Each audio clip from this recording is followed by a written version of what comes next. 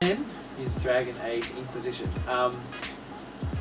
Personally, I didn't think I would put a Dragon Age game on my top 10, and my initial impressions of Dragon Age Inquisition are kind of a bit plain, to tell the truth. It feels like a response to Oblivion and to Skyrim and to The Witcher.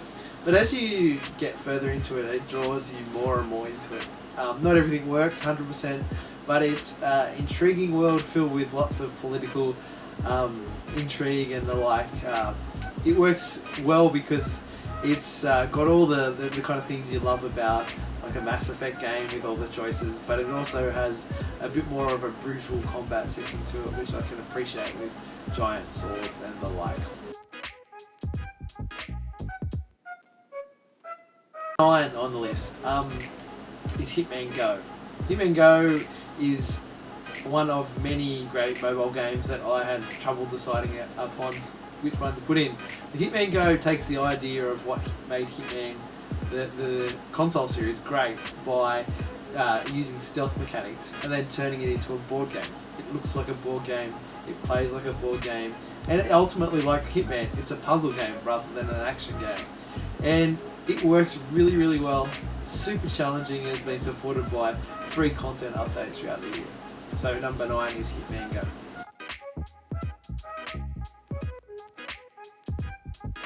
Number 8, This War of Mine. Part Sims, part Ninja, Stealth, Mark of the Ninja.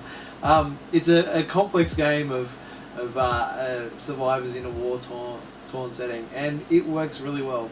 Nothing overly complicated about how it works, but it'll make you feel every choice you need to make in the game.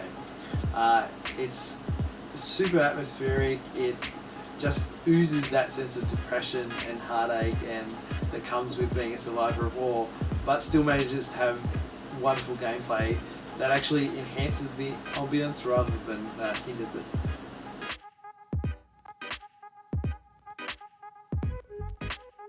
Number 7 is The Wolf Among Us.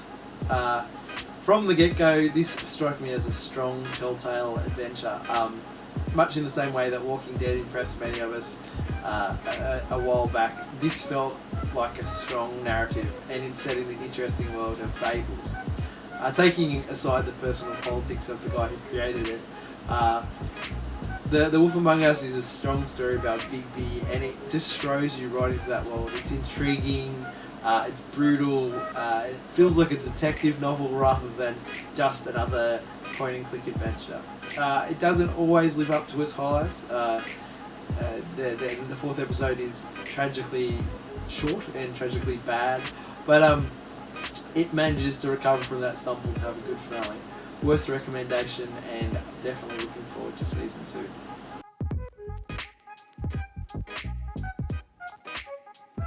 Six on my list is Transistor. Transistor is the follow-up by Supergiant Games, the guys who made Bastion.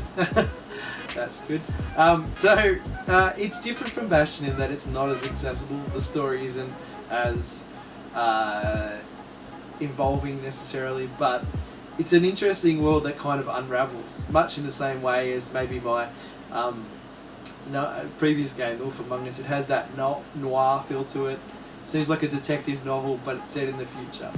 You may not get to the end of the game and go, I understand completely what that was about, but you'll find yourself immersed in this system.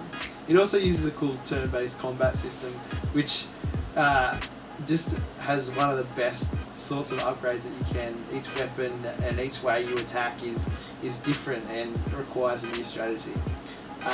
Yes, so number 6 is Transistor.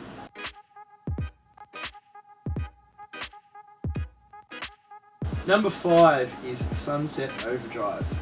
Sunset Overdrive, when I first saw it, looked a bit weird to me. It looked like it tried a little bit too hard, and that may be the first impression that you actually get when you play the game of Sunset Overdrive. A bit too much attitude, a bit too cool for its own good. But then you start building the gameplay, and it's a cross between Tony Hawk and, say, Jet Set Radio, and then guns and violence and all the things that you really want to do in a Tony Hawk game. The humour gets steadily better, the missions get even crazier.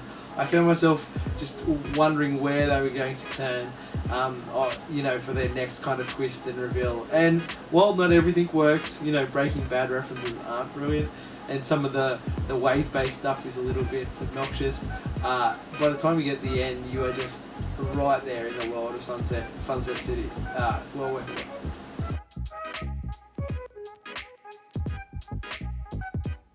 Four on my list is also another Xbox exclusive, and that's Forza Horizon 2. This was a year of interesting and a lot of races, and not all of them great. Grid Autosport should get a mention at this point too, but it wasn't quite the same game that Forza Horizon 2 was. As expected from a Forza game, it looked beautiful, and in this case it built on much of the success of Forza Horizon, racing against hot air balloons and trains and crazy things like that, a weather system set in beautiful Europe, amazing cars, solid frame rate, and features that actually worked as advertised. It was the racing game of the year, and it seems like it's going to be the racing game of next year as the expansion DLC comes out.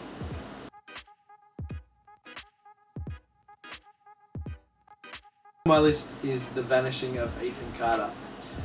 This would be my Gone Home of the year, possibly, but it's an interactive story in that you wander around an environment trying to solve the mystery of what happens. The only difference between this and, say, Gone Home is that the narrative is far more a mystery and far more supernatural than Gone Home ended up being. You start as a detective going to look for the boy Ethan Carter. He's disappeared, and this town seems to be obsessed with this cultish behaviour. You'll arrive on certain scenes and have to uncover what actually happened, and rather than just interact with the environment, there are puzzles to solve. It's a amazingly tense adventure. It's a beautiful looking game because it's this massive open world, but the ending just is emotionally powerful. It just packs an amazing punch, and yeah, well worth being number 3 on my list.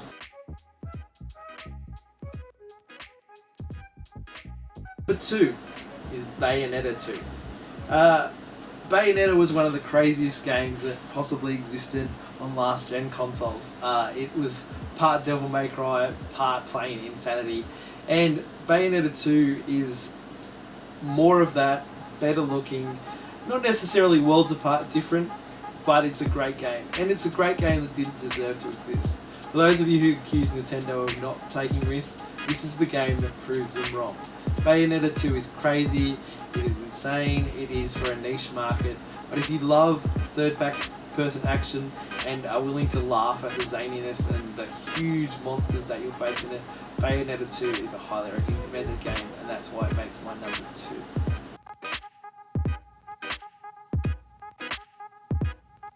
One is Wolfenstein: The New Order.